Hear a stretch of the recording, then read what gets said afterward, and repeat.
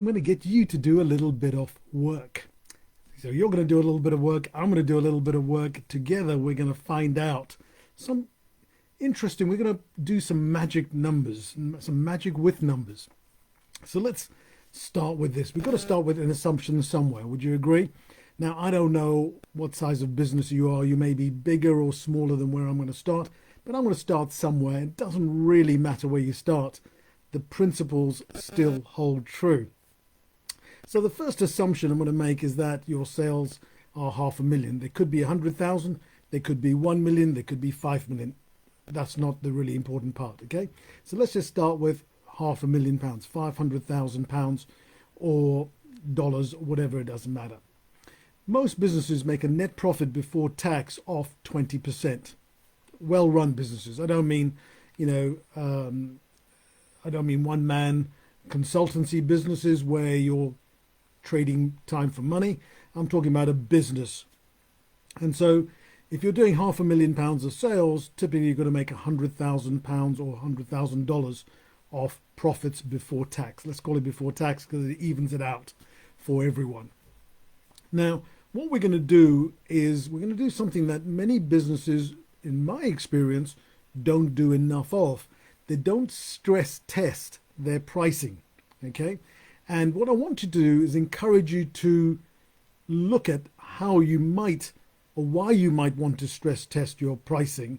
And I don't mean to do this right now because, it can be a little bit dangerous if you don't do it properly, but I just want to plant in your mind the idea of what I'm saying makes complete sense, right? And what I want to do is hopefully show you the story of your numbers. We call it the number story, and show you how small increments, we've been talking this week about 1% improvements. We're going to talk about how 1% improvements can have dramatic effects. And today, all we're going to do is play with one of the 1% numbers, which is the pricing process. Now, the pricing process is much more complex than just saying, let's change our price, which is why I don't want you to muck about with it without thinking about it completely and fully and having maybe a strategy around it, okay? And you may want to have a discussion with your board or your mastermind or your accountant or with me. So here is what we're going to do. We're going to take your sales. Let's play with the idea that and I'm going to do it on 500,000. You're going to do it on whatever your sales is for a year, okay? And I want to say, look, what if you increased your price by 1%? And here's the proviso. Would you agree with me that most customers, most clients, most patients, most whoever wouldn't notice a 1% change in your prices? Right? Would you agree with me? Whenever I've done this in big workshops, when I'm talking on stage, and I ask people, who here could put up their prices by 1%? Most, without losing any clients, most people put up their hand, and we stress that we usually get up to 5% without too much loss of hands going up. So here's the thing. I want you to imagine we're going to put our prices up by 1%. So taking my £500,000, that is an increase in sales of £5,000. Now, would you agree with me to put up a price by 1%? You don't need to do anything other than put up your price by 1%. You don't need to do any flowery fanfares or anything like that. You just need to put it up by 1%. Everyone goes, oh, it's gone up by a fraction. Fair enough. Does it make sense? So what I want you to do is for you, work out your 1%. So 1% of 500,000 would be 5,000. And if you make a 20% profit, that's 100,000. 5,000, and this is the magic of small increments. 5,000 goes directly to the bottom line because we've already established there's no work involved by putting your prices by 1%.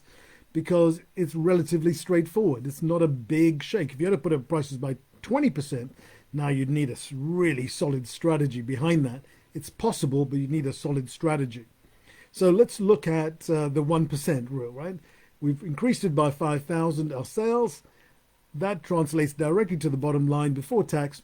It's now 105,000. A 1% increase in sales, which you and I have both agreed wouldn't be that hard to implement in your business, would be a 5% increase in net profits. That is cool, right?